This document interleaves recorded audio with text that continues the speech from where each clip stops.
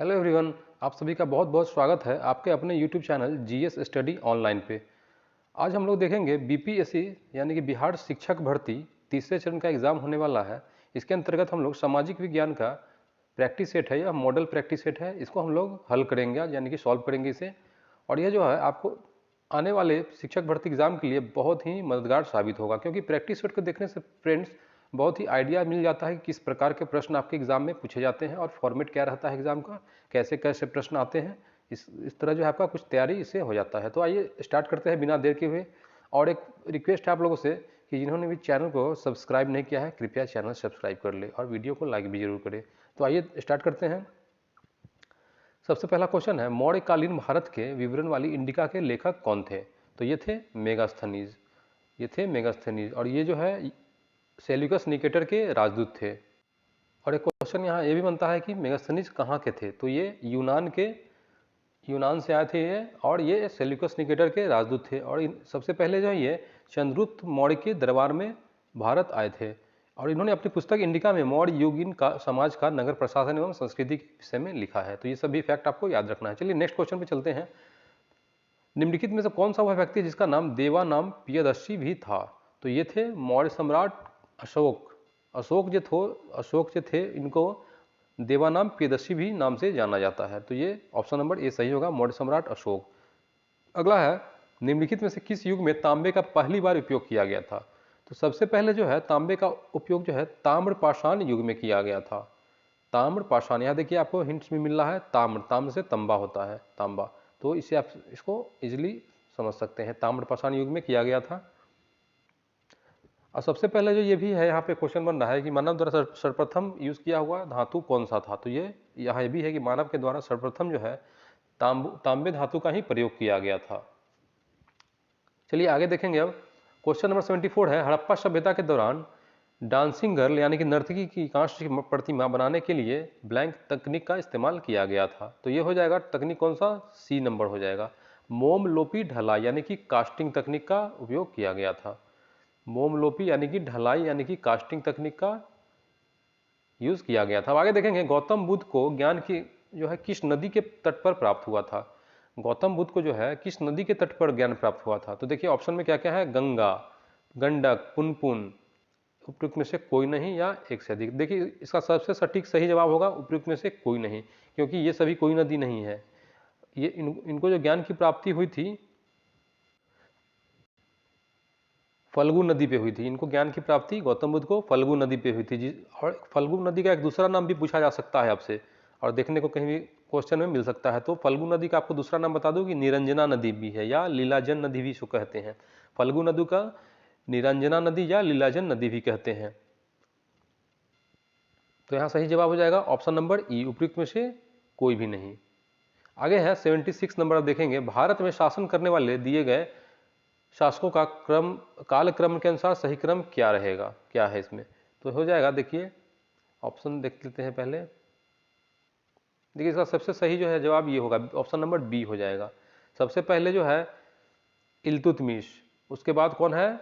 अलाउद्दीन खिलजी, इसके बाद है अकबर, नहीं इसके बाद शेर शाह सूरी, और इसके फिर लास्ट में क्या हो जाएंगे? अकबर। तो ऑप्शन नंबर जो है बी सही जवाब है। ऑप्शन नंबर बी जो है सही जवाब है। देखिए इल्तुतमिश का शासनकाल जो है 1210 ईस्वी से 1236 ईस्वी तक रहा था। वो इल्तुतमिश किस वंश के थे? तो गुलाम वंश का शासक कहा जाता है इल्तुतमिश को। इसके बाद जो है सो अलाउद्दीन खिलजी हुए। अलाउद्दीन खिलजी का शासनकाल रहा था 1296 से 1316 तक। और उसके बाद हुए अफगान शासक जो थे शेर शाह सूरी। शेर शाह सूरी का मकबरा कहाँ है पूछा जा भी सकता है आपसे। यहाँ पे क्वेश्चन बन रहा है शेर शाह सूरी का मकबरा कहाँ पे है? तो यह जो है बिहार के सासाराम जिले में है। और इसके बाद शेरशाह के बाद जो शासन आया वो अकबर का आया 1556 से 1605 तक। चलिए ये मैंने बताया आपको, इसका सही जवाब होगा ऑप्शन नंबर बी। अब आगे देखेंगे, नेक्स्ट है 77 नंबर। रिक्त स्थान है, लगभग 84 वर्ष तक उपमहाद्वीप में शासन करने वाला प्रथम मुस्लिम वंश कौन सा था? प्रथम मुस्लिम वंश जो कि 84 वर्ष तक उपमहाद्वीप में शासन किया था, तो ये कौन सा था? तो ये हो जाएंगे गुलाम वंश। गुलाम वंश जो है लगभग 84 वर्ष तक उपमहाद्वीप में शासन किए थे। अब गुलाम वंश की स्थापना पूछा जा सकता है आपसे। गुलाम वंश की स्थापना किसने किया था? तो गुलाम वंश की स्थापना जो है कुतुबुद्दीन ऐबक ने 1206 ईस्वी में किया था। अब कुतुबुद्दीन ऐबक जो है किस का गुलाम था, ये भी क्वेश्चन बनता है यहाँ पे। तो कुतुबुद्दीन ऐबक जो है मोहम्मद गौरी का गुलाम था। और इसके कुतुबुद्दीन ऐबक के बाद जो है उसका दामाद जो है उसका उत्तराधिकारी बना, जिसको इल्तुतमिश कहा जाता है। इल्तुतमिश जो है कुतुबुद्दीन ऐबक का दामाद था और उसका उत्तराधिकारी भी बना। नेक्स्ट देखेंगे अब 78 नंबर, रजिया सुल्तान किसकी बेटी थी? यहाँ पर ब्लैंक में है रजिया सुल्तान किसकी बेटी थी? तो ये थी इल्तुतमिश की। तो रजिया सुल्तान जो है इल्तुतमिश की बेटी थी। ऑप्शन नंबर सी सही जवाब हो जाएगा।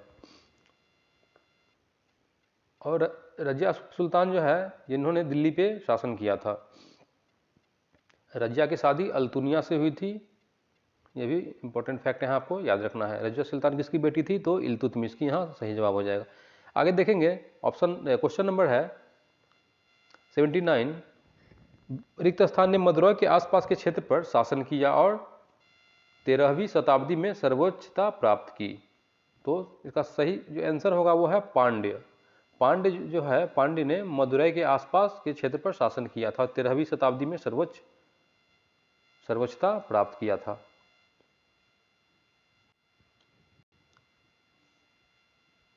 तो यहाँ पर जो है पांड्य ने मदुरै के आसपास के क्षेत्र पर शासन किया और 13वीं शताब्दी में सर्वोच्चता प्राप्त की। तो आगे देखेंगे, जब सुभाष चंद्र बोस ने भारतीय राष्ट्रीय कांग्रेस के अध्यक्ष पद से इस्तीफा दिया तो इस पद का प्रस्ताव किसे दिया गया था? जब सुभाष चंद्र बोस ने इस्तीफा दिया तो इसके बाद जो है इस पद का प्रस्ताव किसे दिया गया था? तो ये दिया गया था डॉक्टर राजेंद्र प्रसाद को। सही जवाब होगा डॉक्टर राजेंद्र प्रसाद को। अब आगे है, सन 1916 में किसके नेतृत्व में 2 होम रूल लीग शुरू हुई? 2 होम रूल लीग जो है किसके नेतृत्व में शुरू हुई थी? तो ये जो है सन 1916 में होम रूल की शुरुआत हुई थी एनी बेसेंट एवं लोकमान्य तिलक। सन 1916 में एनी बेसेंट एवं लोकमान्य तिलक के द्वारा जो है होम रूल लीग की स्थापना यानी कि शुरुआत की गई थी।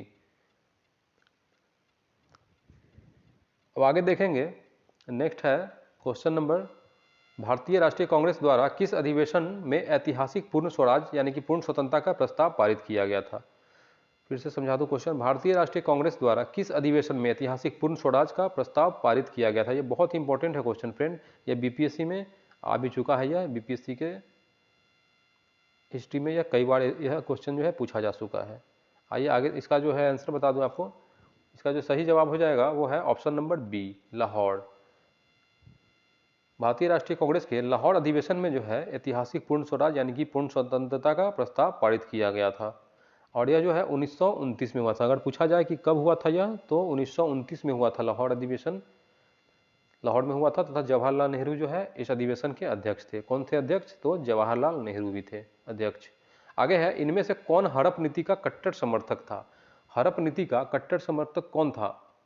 तो ये हो जाएंगे लॉर्ड डलहौजी। लॉर्ड डलहौजी जो है ये हड़प नीति का कट्टर समर्थक था।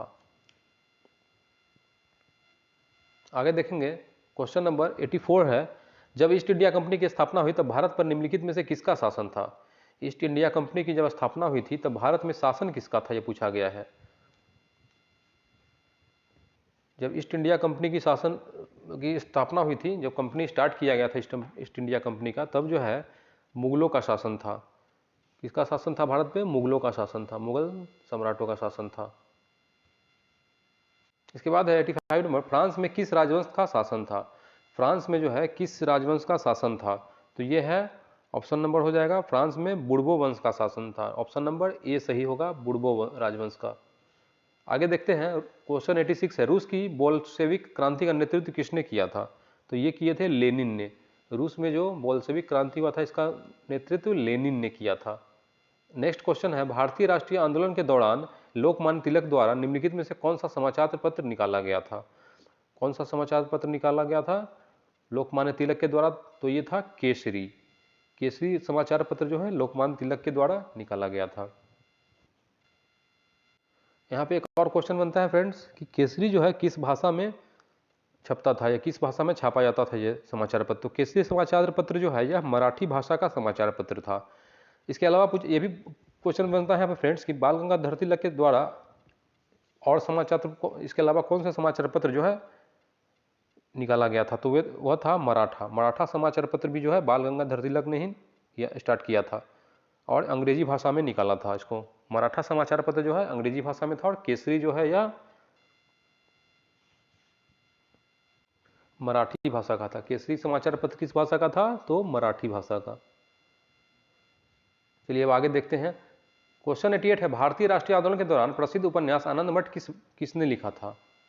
आनंद मठ जो है उपन्यास यह भारतीय राष्ट्रीय आंदोलन के दौरान लिखा गया था और ये किसने लिखा था, तो यह लिखा गया था बंकिम चंद्र चट्टोपाध्याय के द्वारा। बहुत ही फेमस क्वेश्चन है यह। बंकिम चंद्र चट्टोपाध्याय के द्वारा जो है आनंद मठ लिखा गया था उपन्यास। इसके बाद है आगे 89, महात्मा गांधी द्वारा निम्नलिखित में से कौन सी पुस्तक लिखी गई थी। महात्मा गांधी के द्वारा जो लिखी हुई पुस्तक है वो कौन सी है इसमें से, तो ऑप्शन देख लेते हैं। Gram Swaraj, Wings of Fire, Hind Swaraj, एक से अधिक या कोई नहीं। तो इसका सही जवाब हो जाएगा एक से अधिक। उपयुक्त में से एक से अधिक हो जाएंगे आंसर इसका, क्योंकि यहाँ पर जो है ग्राम स्वराज और हिंद स्वराज दोनों जो है यह गांधी जी की कृति है। गांधी जी के द्वारा लिखी हुई पुस्तक है यह, ग्राम स्वराज भी और हिंद स्वराज भी, इसलिए एक से अधिक हो जाएंगे इसका आंसर। इसके बाद है 90 नंबर क्वेश्चन देखते हैं। रिक्त स्थान पर 1857 के विद्रोहियों का नेतृत्व करने के आरोप में मुकदमा चलाया गया, रंगून निर्वासित किया गया, जहां उनका 1862 में निधन हो गया था। ये कौन थे, तो ये थे बहादुर शाह जफर। बहादुर शाह जफर जो है इसका सही जवाब हो जाएगा। बहादुर शाह जफर जो है 1857 के विद्रोहियों का नेतृत्व करने के आरोप में इन पर मुकदमा चलाया गया था और रंगून इन्हें भेज दिया गया था, जहां पर 1862 में इनका निधन हो गया। और एक क्वेश्चन यही बनता है कि बहादुर शाह जफर जो है, देखिए यहाँ पर मुगल साम्राज्य के आखिरी शहंशाह अगर पूछा जाए तो बहादुर शाह जफर ही हैं। मुगल साम्राज्य के आखिरी शहंशाह कौन थे, तो ये बहादुर शाह जफर थे। इसके बाद आगे देखते हैं, वसंत विषुव होता है। वसंत विषुव कब होता है, तो ये होता है 21 मार्च को होता है। ऑप्शन हो जाएगा 21 मार्च को। नेक्स्ट क्वेश्चन है, दिए गए दर्रों और उनके स्थानों का कौन सा जोड़ा सही नहीं है। कौन सा जोड़ा सही नहीं है, तो देखते हैं आइए कौन कौन सा जोड़ा दिया हुआ है। जोजिला और बुर्जिल, यह तो सही दिया है, यह जम्मू कश्मीर में ही है। बाड़ा लापचा और सिपकिला, बाड़ा लापचा और सिपकिला यह गलत दिया हुआ है। बाड़ा लापचा और सिपकिला जो है यह हिमाचल प्रदेश में स्थित है, उत्तर प्रदेश में नहीं है, यह गलत दिया हुआ है यहाँ। इसके बाद है थागाला, नीतिपास और लिपू लेक, तो ये दर्रा जो है यह भी यहाँ गलत, यहाँ जो है ये उत्तराखंड होंगे।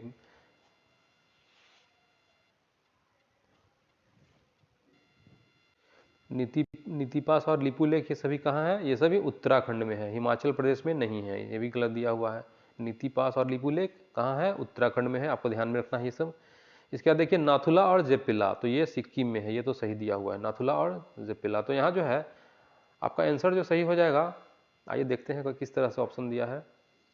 इसमें पूछा गया है कौन सा जोड़ा सही नहीं है, तो यहाँ जो है आपका ऑप्शन नंबर 2 और 3 जो है यह सही नहीं है। 2 और 3 सही नहीं, तो ऑप्शन जो है 92 का बी सही जवाब हो जाएगा। 92 का बी जो है सही जवाब, क्योंकि ऑप्शन नंबर 2 और 3 जो है यहाँ सही नहीं दिया हुआ था, इसलिए इसका आंसर जो है बी सही हो जाएगा बिल्कुल। आगे देखेंगे अब, भरतपुर में स्थित पक्षी अभ्यारण्य राष्ट्रीय उद्यान का नाम क्या है। भरतपुर में जो पक्षी अभ्यारण्य या राष्ट्रीय उद्यान है उसका क्या नाम है, पूछा गया है। तो यह है केवलादेव घाना राष्ट्रीय उद्यान। ऑप्शन नंबर सी जो है सही हो जाएगा, केवलादेव घाना राष्ट्रीय उद्यान।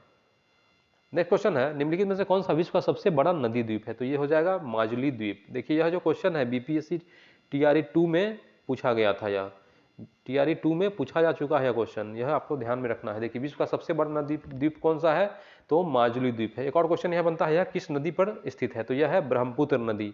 असम में ब्रह्मपुत्र नदी है, इस पर स्थित है यह माजुली द्वीप। आगे देखेंगे हम 95 नंबर, निम्नलिखित में से कौन सा जनसंख्या वितरण को प्रभावित करने वाला आर्थिक कारक नहीं है, तो यह जो है पानी की उपलब्धता, यह जो है आर्थिक कारण नहीं है। जनसंख्या वितरण को प्रभावित करने वाला यह आर्थिक कारण नहीं है। इसके अलावा जो भी है औद्योगिकरण, शहरीकरण, ये सब प्रभावित करने वाले कारक हैं, जबकि पानी की उपलब्धता यह कोई कारक नहीं है जनसंख्या वितरण को प्रभावित करने वाला। आगे है क्वेश्चन नंबर 96, अब देख लेते हैं। तो 96 जो है, ग्रीष्मकाल में उत्तरी मैदानों में बहने वाली पवन क्या कहलाती है। ग्रीष्मकाल में बहने वाली जो उत्तरी मैदानों में पवनें होती हैं इन्हें क्या कहते हैं, तो इन्हें लू के नाम से जानते हैं। तो हम लोग जानते ही हैं बहुत लोग कि ग्रीष्मकाल में लू हवा बहती है। अब इसके बाद नेक्स्ट देखते हैं 97 नंबर, कौन सा सबसे ऊंचा भारतीय शिखर है? भारत में सबसे ऊंचा भारतीय शिखर कौन सा है? तो यह है कंचनजंगा। सही जवाब हो जाएगा कंचनजंगा है। और इसका जो है चोटी का अगर ऊंचाई पूछा जाए तो कितना है? 8,598 मीटर है। 8,598 मीटर इसकी ऊंचाई है।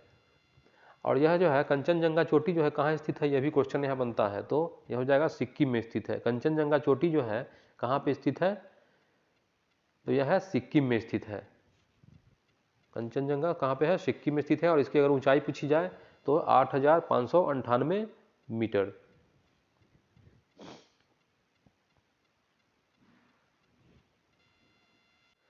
और एक और यहाँ पे क्वेश्चन है कि देखिए भारत में जो है सबसे ऊंचा शिखर देखिए केटू भी है, लेकिन यह जो है पाक अधिकृत क्षेत्र में, पाक ऑक्यूपाइड कश्मीर जो है उसमें पड़ता है। और उसका जो केटू का जो ऊंचाई है वो है 8,611 मीटर, लेकिन वह जो है पाक अधिकृत कश्मीर में पड़ता है। इस कारण यहाँ देखिए कंचनजंगा दिया हुआ है। आंसर हो जाएगा कंचनजंगा। कंचनजंगा यहाँ दिया हुआ है। इसमें से आपको बताना है, इस ऑप्शन में से यहाँ पर जो ऑप्शन उपलब्ध है यहाँ कंचनजंगा ही उपलब्ध है, इसलिए कंचनजंगा ही आपका आंसर हो जाएगा। अब आगे देखेंगे 98 नंबर, पूर्वी भारत की पहाड़ी पट्टी मेघालय मूल रूप से किसका हिस्सा था? पूर्वी भारत की जो पहाड़ी है पट्टी मेघालय, ये किसका हिस्सा था? तो ये था असम का हिस्सा। सही जवाब होगा असम। आगे नेक्स्ट देखते हैं अब, पेरियार नेशनल पार्क कहाँ पे स्थित है? तो पेरियार नेशनल पार्क जो है यह केरल में स्थित है। आपको ध्यान में रखना है, इंपॉर्टेंट क्वेश्चन है, एग्जाम पॉइंट ऑफ व्यू से आपका बहुत ही इंपॉर्टेंट रहने वाला है। चलिए आगे देखते हैं, सुल्तानपुर नेशनल पार्क कहाँ पे है? तो सुल्तानपुर नेशनल पार्क जो है आपका यह हरियाणा में है। यह भी आपको याद रखने की आवश्यकता है, बहुत इंपॉर्टेंट रहेगा आपके लिए, एग्जाम के लिए। सुल्तानपुर नेशनल पार्क हरियाणा में स्थित है। नेक्स्ट देखते हैं, पैथन जैकवाड़ी हाइड्रो इलेक्ट्रिक प्रोजेक्ट जो जापान की मदद से पूरा किया गया है किस नदी पर है? तो यह जो है गोदावरी नदी पर है। किस नदी पे पूछा जाए तो गोदावरी नदी पे है। चलिए आगे देखते हैं, क्वेश्चन नंबर 102 है, भारत का पहला कैशलेस द्वीप कौन सा है? कैशलेस, भारत का पहला जो कैशलेस द्वीप है वो कौन सा है? तो यह हो जाएगा करंग द्वीप। कौन सा होगा आंसर? करंग द्वीप हो जाएंगे। नेक्स्ट देखते हैं अब 103 नंबर, अंतर्राष्ट्रीय जैव विविधता किस तारीख को मनाया जाता है? अंतर्राष्ट्रीय जैव विविधता जो है यह 22 मई को मनाया जाता है। सही जवाब होगा 22 मई। अब नेक्स्ट देखते हैं, विश्व की सबसे ऊंची चोटी माउंट एवरेस्ट किसके बीच में स्थित है? किसके बीच स्थित है? तो यह जो है माउंट एवरेस्ट, यह जो है नेपाल और तिब्बत के बीच में स्थित है। नेपाल और तिब्बत सही आंसर हो जाएगा। और एक क्वेश्चन यहाँ बनता है कि माउंट एवरेस्ट की लंबाई कितनी है? तो ऊंचाई, माउंट एवरेस्ट की ऊंचाई कितनी है? तो इसकी ऊंचाई जो है 8,848 मीटर माउंट एवरेस्ट की ऊंचाई है। और नेपाल में इसे किस नाम से जाना जाता है? माउंट एवरेस्ट का दूसरा नाम है सागर माथा, जो कि नेपाल में इसे सागर माथा के नाम से लोग जानते हैं। नेक्स्ट देखते हैं, निम्नलिखित में से कौन पृथ्वी का सबसे बड़ा अंतःस्थलीय जल निकाय है? अंतःस्थलीय जल निकाय जो है पृथ्वी का सबसे बड़ा वो है कैस्पियन सागर। नेक्स्ट क्वेश्चन है, सामान्य वर्षा में अचानक वृद्धि हो जाती है, कई दिनों तक लगातार जारी रहती है, इसे मानसून का ब्लैंक कहा जाता है। तो हो जाएंगे सही आंसर प्रस्फोट। क्या हो जाएंगे? प्रस्फोट हो जाएंगे। नेक्स्ट देखते हैं, क्वेश्चन नंबर 107 है, निम्नलिखित में से कौन सा देश भारत के साथ सबसे लंबी अंतर्राष्ट्रीय सीमा साझा करता है? तो यह हो जाएगा बांग्लादेश। बांग्लादेश जो है जब भारत के साथ सबसे लंबा सीमा साझा करता है। और इसकी जो है लंबी सीमाई की कितनी है दूरी? तो यह है 4,096 किलोमीटर। बांग्लादेश भारत का जो अंतर्राष्ट्रीय सीमा है इसका जो है लंबाई कितना है? 4,096 किलोमीटर है। इसके बाद सेकंड नंबर पे मैं बता दूं आपको कि भारत और चीन की सीमा है। तो उसका भारत और चीन की सीमा की है 3,488 किलोमीटर। उसके बाद है भारत पाकिस्तान की सीमा 3,323 किलोमीटर। और देखिए आपसे यह भी पूछा जा सकता है कि सबसे छोटी सीमा किस भारत की किस देश के साथ लगती है, यह भी क्वेश्चन यहाँ बनता है।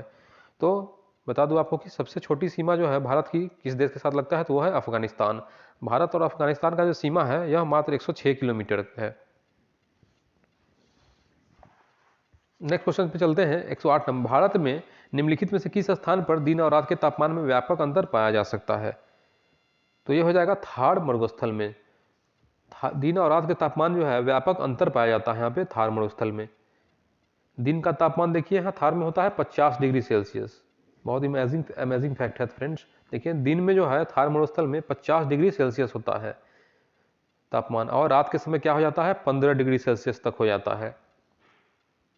थार को जो है ग्रेट इंडियन डेजर्ट के नाम से भी जानते हैं। थार कहाँ कहाँ पे फैला है भारत में, तो यह जो है थार मरुस्थल राजस्थान, इसके अलावा पंजाब, सिंध प्रांत व पूर्वी पाकिस्तान में भी इसका कुछ हिस्सा पड़ता है। चलिए अब आगे चलते हैं। तो यहाँ पर बता दूं, यहाँ पर आंसर आपका थार मरुस्थल हो गया। इसके बाद नेक्स्ट चलते हैं आगे 109 नंबर पे। निम्नलिखित में से कौन सी ओमान की राजधानी है? ओमान की राजधानी पूछा गया है यहाँ। तो ये जो है ऑप्शन देख ले, मनामा, माले, मॉस्को, ये कोई भी नहीं है। इसका जो सही जवाब होगा यहाँ ऑप्शन नंबर ई हो जाएगा, इनमें से कोई नहीं, क्योंकि ओमान की राजधानी जो है मस्कट है। ओमान की राजधानी कहाँ है, तो आपको याद रखना है मस्कट। मस्कट जो है यह ओमान की राजधानी है। यहाँ देखिए मॉस्को जो दिया है, यह मॉस्को तो है रूस की राजधानी। माले कहाँ की राजधानी है, माले जो है यह मालदीव की राजधानी है, यह भी आपको याद रखना है। माले कहाँ की राजधानी है, मालदीव की। इसके बाद मनामा जो यहाँ दिया है, मनामा कहाँ की है, भारत, मनामा बहरीन की राजधानी है। मनामा जो है कहाँ की है, बहरीन की राजधानी है। चलिए अब आगे चलते हैं। विश्व को कितने प्रमुख काल क्षेत्रों टाइम जोन में विभाजित किया गया है? विश्व को 24 टाइम जोन में विभाजित किया गया है। कितने टाइम जोन में है, 24 टाइम जोन में। यह इंपॉर्टेंट है, आपको याद रखने की जरूरत है, संभावित है आपके एग्जाम के लिए। विश्व को जो है 24 प्रमुख काल क्षेत्र में बांटा गया है।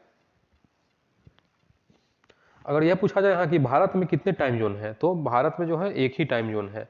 भारत में क्या है, एक ही टाइम जोन है, क्योंकि भारत में, पूरे भारत में जो है एक ही टाइम माना जाता है। किसी भी क्षेत्र में आप चले जाइए, वहाँ सेम समय होगा। आप दिल्ली में रहिए, कलकत्ता में रहिए या तमिलनाडु में रहिए, कहीं भी रहिए, आपका टाइम जो है एक ही समय होगा प्रत्येक जगह पे। और कुछ ऐसे देश भी हैं जहाँ पे टाइम जोन अलग अलग होते हैं, जैसे कि रूस है। रूस में क्या होता है कि 11 तरह के टाइम जोन है, यहाँ पे 11 टाइम जोन माना जाता है। इसके अलावा ब्रिटेन है, ब्रिटेन में जो है 9 तरह के टाइम जोन माने गए हैं, यानी कि हर एक जगह पे अलग अलग टाइम जोन थोड़ा पाया जाता है, कुछ अंतर पाया जाता है इसमें। चलिए अब आगे चलते हैं। हाँ, एक और क्वेश्चन यहाँ बनता है फ्रेंड, बता दूँ, डिस्कस करते चलूँ कि भारत का मानक समय क्या है। तो भारत का जो मानक समय हो 82°30 पूर्वी देशांतर माना गया है। भारत का मानक समय जो है 82°30 पूर्वी देशांतर माना गया है। चलिए नेक्स्ट चलते हैं क्वेश्चन पे 111। भारत में पंचायती राज व्यवस्था इसके अंतर्गत रखी गई है, किसके अंतर्गत रखी गई है? भारत में जो है पंचायती राज व्यवस्था किसके अंतर्गत है, तो ये हो जाएगा राज्य के नीति निर्देशक तत्व। यह क्वेश्चन भी एग्जाम में कई बार आए हुए हैं। भारत में पंचायती राज व्यवस्था जो है राज्य के नीति निर्देशक तत्व के अंतर्गत रखी गई है। चलिए आगे चलते हैं। भारतीय संविधान के किस अनुच्छेद में अल्पसंख्यकों के हित निहित है? किस अनुच्छेद में अल्पसंख्यकों के हित निहित है, तो ये हो जाएंगे अनुच्छेद 29। यह याद रखिए आप लोग, अनुच्छेद 29 जो है इसमें अल्पसंख्यकों के हित जो है इसमें शामिल है, अनुच्छेद 29। चलिए नेक्स्ट चलते हैं। निम्नलिखित में से भारतीय संविधान की मुख्य विशेषता क्या नहीं है, तो यह हो जाएगा प्रतिबद्ध न्यायतंत्र। भारतीय संविधान की यह कोई विशेषता नहीं है, प्रतिबद्ध न्यायतंत्र। अगला सवाल है, भारतीय संविधान का कौन सा अनुच्छेद राज्य सरकार को ग्राम पंचायत आयोजन के लिए निर्देशित करता है, तो इसका सही जवाब होगा ऑप्शन नंबर बी, अनुच्छेद 40 हो जाएगा, अनुच्छेद 40। नेक्स्ट क्वेश्चन में चल देंगे। निम्नलिखित में से कौन सा अनुच्छेद भारतीय संविधान में सर्वोच्च न्यायालय की स्थापना और गठन के बारे में है? सर्वोच्च न्यायालय के गठन और स्थापना के बारे में कौन सा अनुच्छेद है भारतीय संविधान में, तो ये हो जाएंगे 124। ऑप्शन नंबर 124 जो है अनुच्छेद, कौन सा अनुच्छेद है, 124 अनुच्छेद जो है संविधान के सर्वोच्च न्यायालय की स्थापना और गठन के बारे में है। सर्वोच्च न्यायालय की स्थापना और गठन जो है किसके अंतर्गत हुआ था, तो अनुच्छेद 124 के अंतर्गत। अब आगे चलते हैं। भारत के भारत के राष्ट्रपति को पद की शपथ कौन दिलाता है, तो यहाँ पे ऑप्शन देखिए कौन कौन है। भारत के अटॉर्नी जनरल, प्रधानमंत्री, उपराष्ट्रपति, उपयुक्त में से कोई नहीं हो जाए, उपयुक्त में से कोई नहीं इसका सही जवाब होगा। ऑप्शन नंबर ई इसका सही होगा, उपयुक्त में से कोई नहीं, क्योंकि भारत के राष्ट्रपति को जो है पद की शपथ जो है भारत के मुख्य न्यायाधीश दिलाते हैं। मुख्य न्यायाधीश जो है chief justice of supreme court जो होते हैं भारत के, chief justice of supreme court जो होते हैं भारत के, वही भारत के उपराष्ट्रपति, भारत के राष्ट्रपति को पद की शपथ दिलाते हैं। भारत के राष्ट्रपति को पद की शपथ कौन दिलाता है, तो chief justice of supreme court, यानी कि मुख्य न्यायाधीश भारत के। चलिए आगे चलेंगे अब क्वेश्चन नंबर 117, भारत के संविधान में स्वतंत्रता और बंधुत्व को शामिल करने के विचार देश से प्रेरित थे। संविधान में जो है स्वतंत्रता और बंधुत्व जो है शामिल किया गया था, ये किस देश से प्रेरित था यह? तो यह जो है फ्रांस से प्रेरित संविधान है, फ्रांस से प्रेरित संविधान यह है। अब आगे चलते हैं 118 नंबर पे। 1949 में भारत का हिस्सा बना था, कौन बना था भारत का हिस्सा 1949 में? तो यह जो है मणिपुर बना था। मणिपुर जो है 1949 में भारत का हिस्सा बना था। यहाँ पे आपसे मणिपुर की राजधानी अगर पूछा जाए तो क्या हो जाएगा? इम्फाल। मणिपुर की राजधानी क्या है? इम्फाल। यह एक पूर्वोत्तर राज्य है। और यहाँ पे देखिए कौन सी जनजाति पाई जाती है मणिपुर में, यह भी पूछा जा सकता है आपसे। तो यहाँ पर जो है मणिपुर में मेइती जनजाति पाई जाती है, मेइती जनजाति। एक और सवाल बनता है कि मणिपुर में कौन सी झील है? तो लोकटक झील। लोकटक झील यहाँ पे मणिपुर में है, जो कि महत्वपूर्ण झील है। यह क्वेश्चन आपका एग्जाम में आ चुका है। चलिए आगे चलते हैं। भारत के लिए संविधान सभा का विचार सर्वप्रथम किसके द्वारा दिया गया था? संविधान सभा का जो है विचार किसके द्वारा दिया गया था सर्वप्रथम? तो यह हो जाएगा एम.एन. रॉय के द्वारा। एम.एन. रॉय के द्वारा जो है संविधान सभा का सर्वप्रथम विचार दिया गया था। इनका फुल नाम होगा मानवेंद्र नाथ राय, यानी कि एम.एन. राय। इनका जन्म जो है कोलकाता में हुआ था। चलिए नेक्स्ट चलते हैं आगे। 120 नंबर, भारतीय के संविधान में सेक्युलर शब्द को किस संशोधन अधिनियम से माध्यम से जोड़ा गया था? संविधान में जो सेक्युलर शब्द है इसको किस संशोधन अधिनियम से माध्यम से जोड़ा गया था? तो हो जाएगा सही जवाब 42वां संशोधन अधिनियम। अब आगे चलते हैं। शिक्षा का अधिकार एक मौलिक अधिकार है जो कि संबंधित है, किस अनुच्छेद से संबंधित है पूछा गया है। तो ये हो जाएगा अनुच्छेद 221A हो जाएगा, 21A। अनुच्छेद 21A से शिक्षा का जो है अधिकार एक मौलिक अधिकार माना गया है। अनुच्छेद 21A में माना गया है शिक्षा के अधिकार को एक मौलिक अधिकार। अब आगे चलते हैं 122 नंबर, भारत के संविधान में इनमें से क्या राज्य सूची में सम्मिलित नहीं है?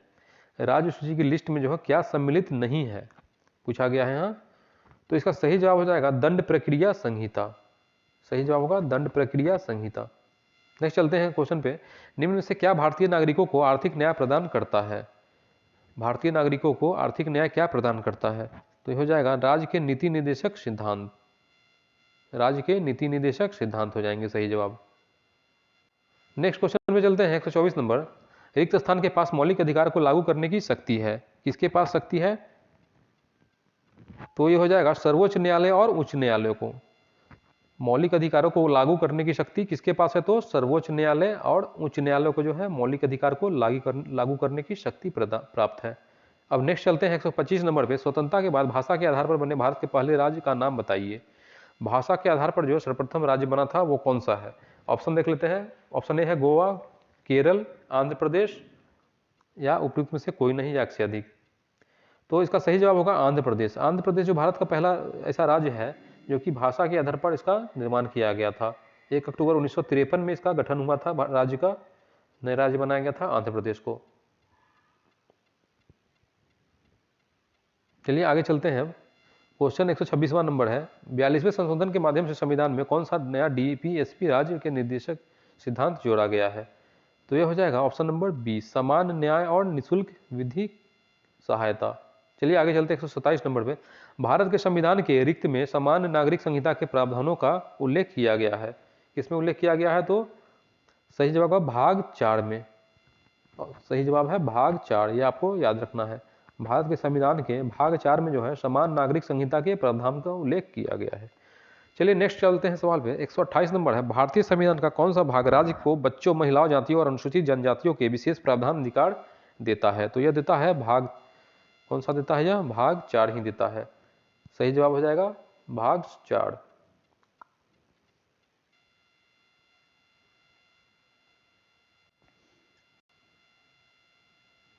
तो सही जवाब क्या हो जाएगा यहाँ? भाग 4 हो जाएगा, ऑप्शन नंबर सी। भारतीय संविधान का कौन सा भाग जो है बच्चों, महिलाओं, जातियों और अनुसूचित जनजातियों का विशेष प्रावधान देता है? तो वो कौन सा भाग है? भाग 4 हो जाएगा सही जवाब। अब आगे चलेंगे। भारत सरकार को राष्ट्रगान को कब अधिगृहित किया गया था? भारत सरकार ने राष्ट्रगान को कब अधिगृहित किया था? तो सही जवाब हो जाएगा इसका ऑप्शन नंबर बी, 24 जनवरी 1950 को किया था। राष्ट्रगान जो है इसको अधिगृहित कब किया गया था? तो 24 जनवरी 1950 को। चलिए आगे चलते हैं क्वेश्चन नंबर सामाजिक न्याय के उद्देश्य का उल्लेख भारतीय संविधान में कहाँ किया गया है? तो हो जाएगा सही जवाब प्रस्तावना में, यानी कि प्रियम्बल जो है उद्देश्य का प्रस्तावना, इसमें जो है सामाजिक न्याय के उद्देश्य का उल्लेख किया गया है। नेक्स्ट क्वेश्चन है 131वां नंबर, इनमें से किस प्रकार की अर्थव्यवस्था में संसाधनों पर निजी अधिकार होते हैं और आर्थिक गतिविधियों का मुख्य उद्देश्य लाभ अर्जित करना होता है? तो यह हो जाएगा पूंजीवादी, यानी कि कैपिटलिस्ट। कैपिटलिस्ट जो है यानी कि पूंजीवादी। चलिए आगे चलेंगे। यदि आरबीआई नगद कोषानुपात को घटा दे तो साख सर्जन पर क्या असर पड़ेगा? तो हो जाएगा बढ़ जाएगी। साख सर्जन जो है क्या होगी? बढ़ जाएगी। ऑप्शन सी सही हो जाएगा यहाँ। अगला सवाल है 133 नंबर है, बैंक दर का अर्थ क्या होता है? यानी कि बैंक रेट जो है इसका अर्थ क्या होता है? तो ये होता है देश के केंद्रीय बैंक के द्वारा ली जाने वाली आधिकारिक ब्याज दर होता है। देश के केंद्रीय बैंक द्वारा ली जाने वाली आधिकारिक ब्याज दर को क्या कहते हैं? बैंक रेट, यानी कि बैंक दर कहते हैं। चलिए अब आगे चलते हैं। सेवा क्षेत्र का दूसरा नाम क्या है? सेवा क्षेत्र का जो है दूसरा नाम क्या है? तो तृतीय सेक्टर, थर्ड सेक्टर, तृतीयक हो जाएगा, थर्ड सेक्टर हो जाएगा, तृतीयक। सेवा क्षेत्र को जो है दूसरा नाम क्या है? तृतीयक सेक्टर। चलिए आगे चलते हैं। क्वेश्चन नंबर 135वां है, किसके बढ़ने के फलस्वरूप निजी निवेश में वृद्धि की अधिक संभावना होती है?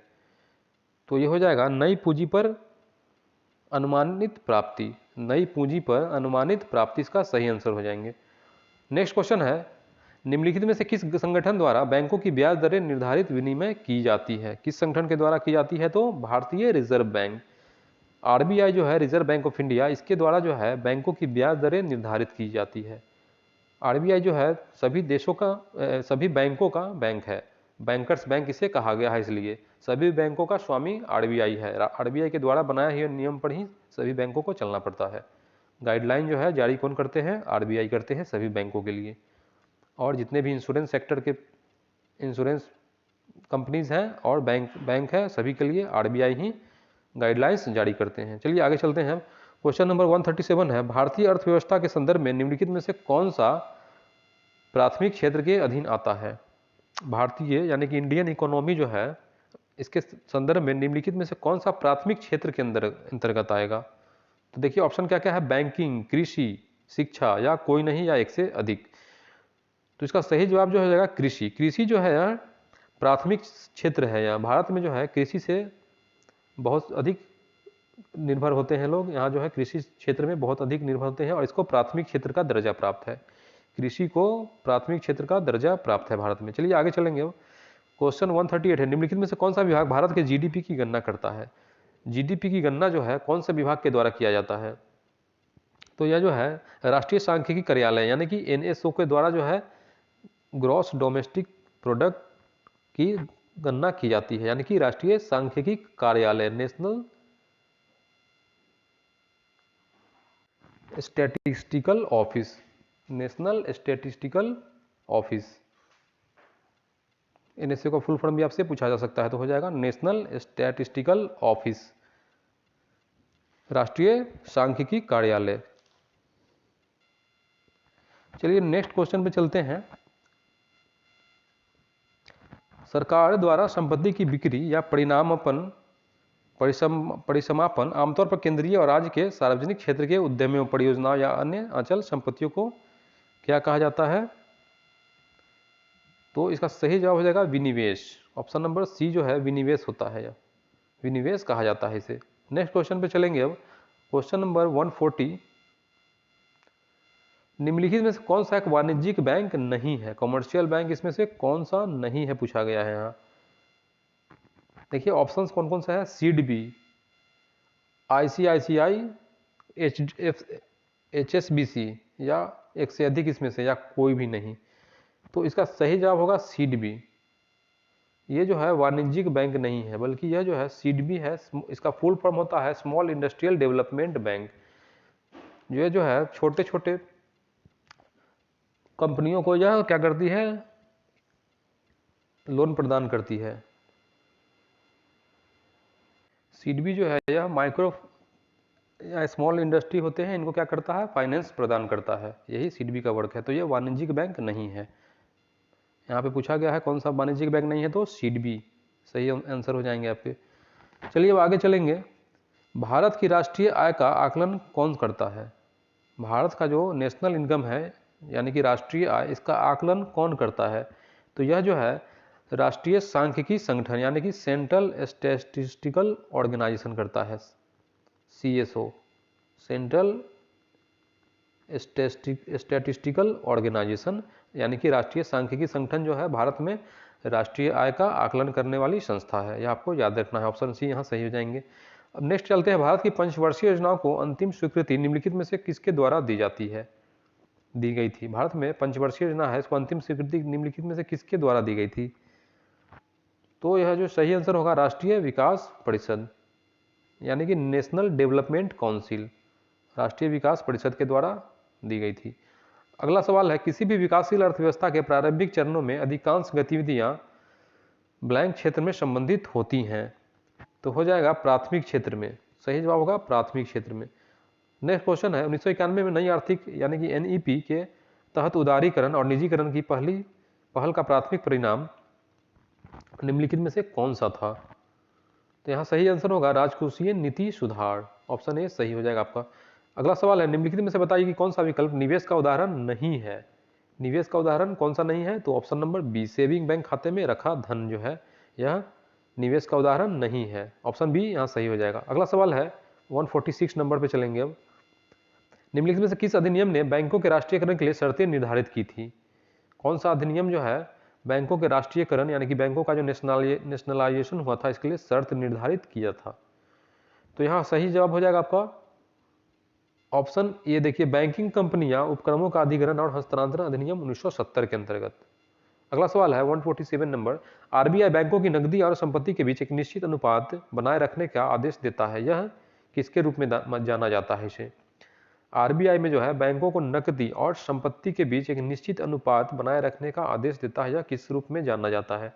तो यह जो है वैधानिक तरलता अनुपात हो जाएगा, वैधानिक तरलता अनुपात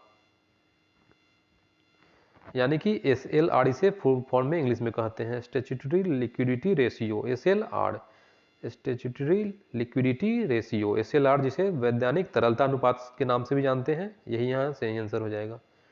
नेक्स्ट क्वेश्चन है, स्थिरता के साथ विकास के उद्देश्य से निम्नलिखित में से कौन सी पंचवर्षीय योजना शुरू की गई थी? तो यहाँ हो जाएगा चौथी पंचवर्षीय योजना सही आंसर होगा। आगे देखेंगे क्वेश्चन नंबर 149, कृषि तथा ग्रामीण क्षेत्रों को वित्त पोषण करने वाली एक केंद्रीय या शीर्ष संस्था कौन सी है इसमें से? तो हो जाएगा नबार्ड, यानी कि फुल फॉर्म है नबार्ड का, यह भी पूछा जा सकता है आपसे एग्जाम में।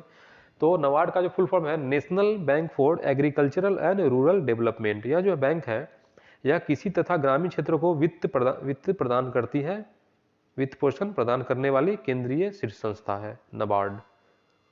नेक्स्ट क्वेश्चन है और लास्ट भी है यह 150 नंबर, 1991 के आर्थिक सुधारों के द्वारा निम्नलिखित में से किस समस्या की ओर ध्यान दिया गया था? तो आर्थिक नीति असफलता। ऑप्शन सी जो है यहाँ नहीं, सॉरी, ऑप्शन डी यहाँ सही होगा, उपयुक्त में से एक से अधिक हो जाएगा। सही आंसर क्या होगा? उपयुक्त में से एक से अधिक,